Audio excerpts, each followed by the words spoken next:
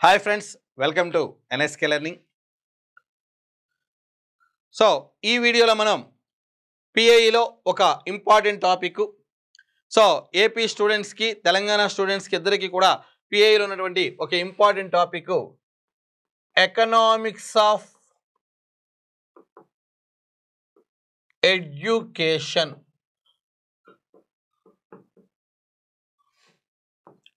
అనే కాన్సెప్ట్కి సంబంధించినటువంటి కొన్ని బేసిక్ పాయింట్స్ అనేవి మనం డిస్కస్ చేద్దాం. ఎకనామిక్స్ ఆఫ్ ఎడ్యుకేషన్ అనే కాన్సెప్ట్కి సంబంధించిన కొన్ని బేసిక్ పాయింట్స్ అనేవి డిస్కస్ చేద్దాం. సో ఏంటండి, what is the concept of economics of education? So economics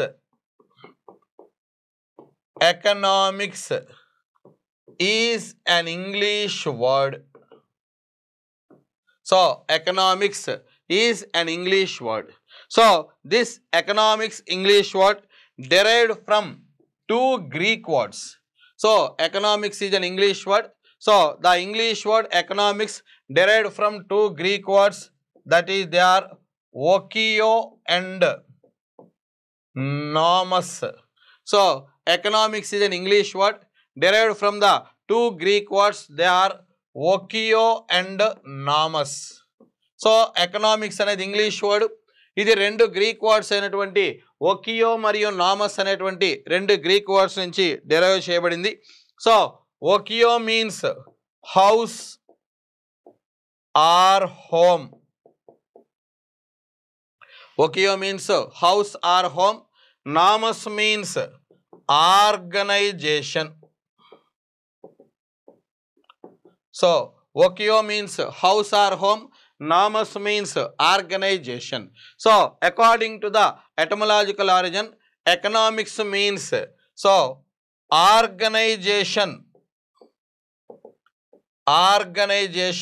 of house or home.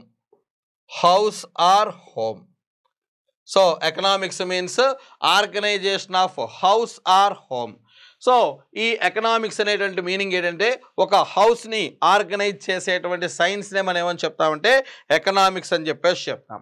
So ఈ ఎకనామిక్స్ అనేటువంటి సబ్జెక్ట్ని ఫస్ట్ టైం డిఫైన్ చేసినటువంటి పర్సన్ ఎవరని చెప్పేసి అంటే Adam Smith. So the subject economics first defined by the familiar economist Adam Smith. So Adam Smith wrote the book An Enquiry into Nature. An Enquiry into Nature and Causes of Wealth of Nations. Causes of Wealth of Nations. So an enquiry into nature and causes of wealth of nations. Adam Smith wrote the book. So an enquiry into nature and causes of wealth of nations. So ఈ book లో Adam Smith first time economics అనేటువంటి word ని define చేయడం జరిగింది. So in this definition, so in this book he defined that so economics is the study of wealth. So economics is the study of wealth. So wealth ante sampada. So sampadanu gurchi adhyayanam cheye శాస్త్రమే. So economics is the science of study of wealth. So wealth nu gurchi study చేసేటువంటి subject నే economics అని చెప్పి define చేసిన person ఎవరని చెప్పేసి అంటే Adam Smith. So Adam Smith was the first economist identifying the relation between the education and economics. So education and economics. So education ki economics ki madhya unnatuvanti relation ni first identify chesina person evarani cheppesi ante Adam Smith ani cheppesi cheptam. So Adam Smith was the first person identifying or recognized the relation between the education and economics. So economics also called as queen of social sciences. So economics also called as queen of social sciences. So economics ఏమని చెప్తారంటే queen of social sciences, సామాజిక శాస్త్రాల రాణి అని చెప్పేసి చెప్తారు ఎకనామిక్స్ని. So ఇది economics యొక్క basic introduction. So మనం కొన్ని ఎకనామిక్స్ యొక్క డెఫినేషన్స్ని అబ్జర్వ్ చేద్దాం. ఎకనామిక్స్ యొక్క కొన్ని డెఫినేషన్స్ని అబ్జర్వ్ చేద్దాం. So first definition,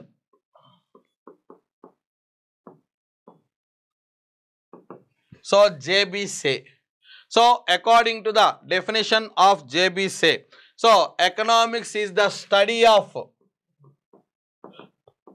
principles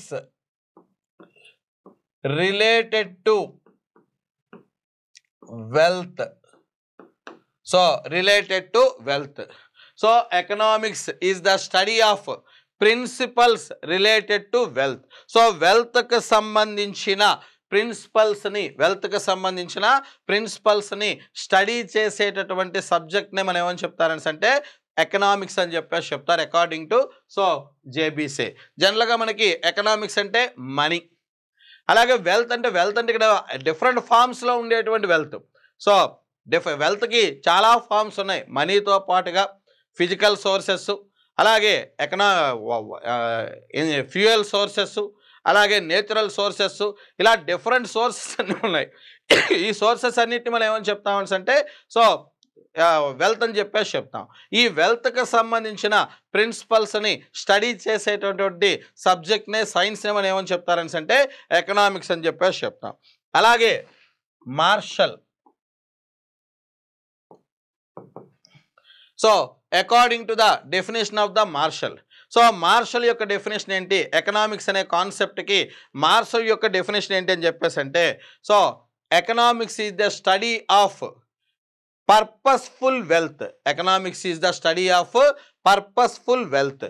so economics అనేది పర్పస్ఫుల్ వెల్త్కి సంబంధించిన పర్పస్ఫుల్ వెల్త్, సో ప్రయోజనం కలిగిన సంపదన గురించి, ప్రయోజనం కలిగినటువంటి సంపదన గురించి అధ్యయనం చేసేటటువంటి శాస్త్రం అని చెప్పేసి చెప్తాం.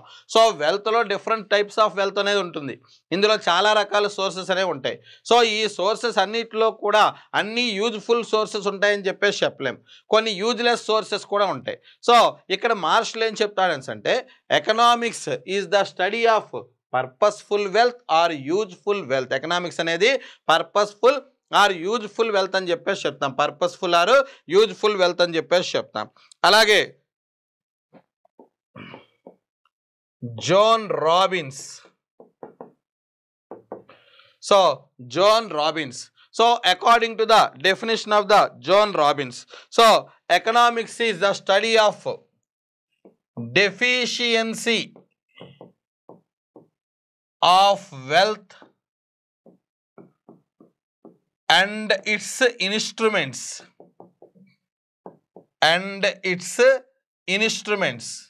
so according to the John Robbins, so according to the John Robbins, economics is the study of deficiency of wealth and it's instruments. So economics అనేది వెల్త్ యొక్క డెఫిషియన్సీ, ఎకనామిక్స్ అనేది వెల్త్ యొక్క డెఫిషియన్సీ, అలాగే దాని యొక్క ఇన్స్ట్రుమెంట్స్కి సంబంధించినటువంటి స్టడీని మనం ఏమని చెప్తారంటే ఎకనామిక్స్ అని చెప్పేసి చెప్తారు.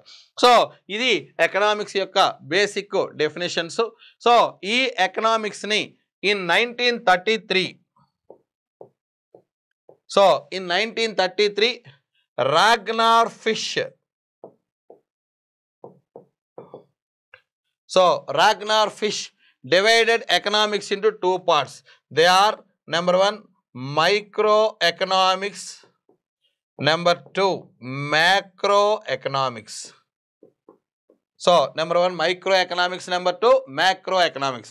So economics ని microeconomics అలాగే macroeconomics అని రెండు పార్ట్స్ గా డివైడ్ చేసిన పర్సన్ ఎవరంటే రాగ్నార్ ఫిష్ 1933లో. So he was the first Nobel prize winner in the economics in the year 1969. So ఎకనామిక్స్లో నోబెల్ ప్రైజ్ని 1969లో ఇంట్రడ్యూస్ చేశారు. మరి ఈ 1969లో ఎకనామిక్స్లో నోబెల్ ప్రైజ్ని ఇంట్రడ్యూస్ చేసిన తర్వాత ఫస్ట్ నోబెల్ ఇన్ ఎకనామిక్స్. ఎకనామిక్స్లో ఫస్ట్ నోబెల్ని ఎవరికి అవార్డ్ చేశారని చెప్పేసంటే రాగ్నార్ ఫిష్కి అవార్డ్ చేయడం జరిగింది. So this is the introduction of economics of education. So friends, మన యొక్క ఎన్ఎస్కే లెర్నింగ్ యాప్లో పిఐఈకి సంబంధించి చాలా డీటెయిల్డ్ అనాలిసిస్తో మనకి చాలా నీట్గా క్లాసెస్ అనేవి మీకు అప్లోడ్ చేయడం జరిగింది. మరి ఎన్ఎస్కే లెర్నింగ్ యాప్ని డౌన్లోడ్ చేసుకోండి. ఆంధ్రప్రదేశ్ తెలంగాణ విద్యార్థులు పిఐఈ అండ్ సైకాలజీ కోర్సెస్ని, అలాగే మ్యాథమెటిక్స్ పెడగాగి కోర్సెస్ని ఇంగ్లీష్ మీడియంలో పీడిఎఫ్ మెటీరియల్స్ టెస్ట్ సిరీస్తో సహా పొందండి. సో మరలా ఎందుకంటే మనం చూస్తున్నాం గవర్నమెంట్ టీచర్ ఉపాధ్యాయ ఉద్యోగాలు అనేవి ఆంధ్రప్రదేశ్లో అయితే 7 years అవుతుంది నోటిఫికేషన్ వచ్చి. మరి తెలంగాణలో మొన్న రిక్రూట్మెంట్ జరిగింది, మరలా మరో నోటిఫికేషన్ కోసం చాలామంది ఎదురు చూస్తున్నారు. మరి ఈ అవకాశాన్ని అందిపుచ్చుకోవడానికి ఉన్నటువంటి ఆపర్చునిటీస్ని యూటిలైజ్ చేసుకోండి. సో మన ఇంగ్లీష్ మీడియం ప్రిపేర్ అయ్యేటువంటి స్టూడెంట్స్కి ది బెస్ట్ క్వాలిటీతో కోర్సెస్ను ప్రొవైడ్ చేస్తున్నటువంటి యాప్ ఎన్ఎస్కే లెర్నింగ్ యాప్. కాబట్టి ఈ యాప్ని యూటిలైజ్ చేసుకోండి. Thank you friends.